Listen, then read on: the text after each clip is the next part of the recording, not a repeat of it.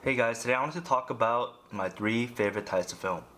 So the first one I have is HP5, Ilford Hp5 400. Second one I have is Portra 400. And the last one is Cinestill 800. So why do I like Ilford 400?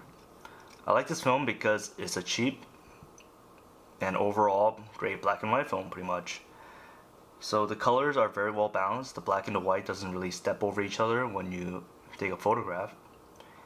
And it's a little grainy at 400, but I like to pull it to 200, and that's what I primarily do when I use this film.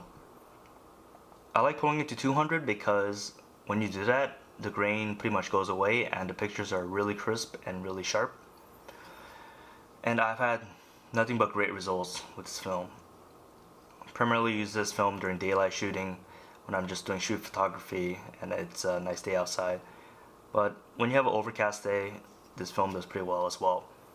And it's pretty cheap as well. So you could go on Amazon and get a bulk box of this for $5 a roll when you get in bulk. So it's a pretty good choice. So the next one I have is Portra 400. Now this film is a good overall color film that I like to use when I'm just shooting street photography and I want to use a color film. And I've also used this film for portraits as well, and I've had really good luck with them. Whether it's a sunny or overcast day, this film is very resilient and works pretty much all the time.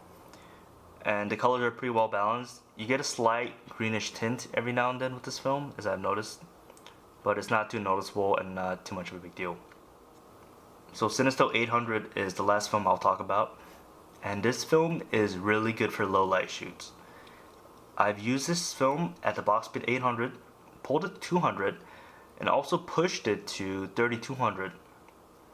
And it's a very resilient film, and I like using this film at the box speed when I'm doing portraits, and the only light I have is the ambient light coming through the windows. And when you shoot that particular scene with this film, you get this really cool shadow effect for the subject that I really like. And also at 3200 it's not too grainy either, and you get pretty good results, pretty sharp pictures. And when you pull it to 200, it also works as well.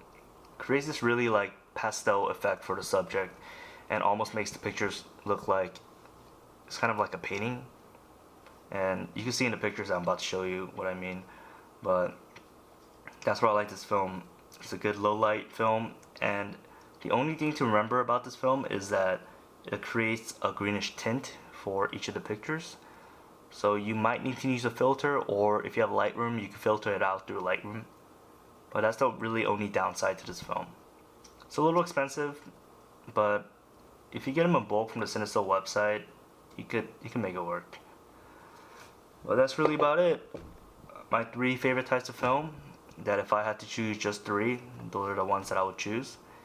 And if you like this video, give me a like. Thanks.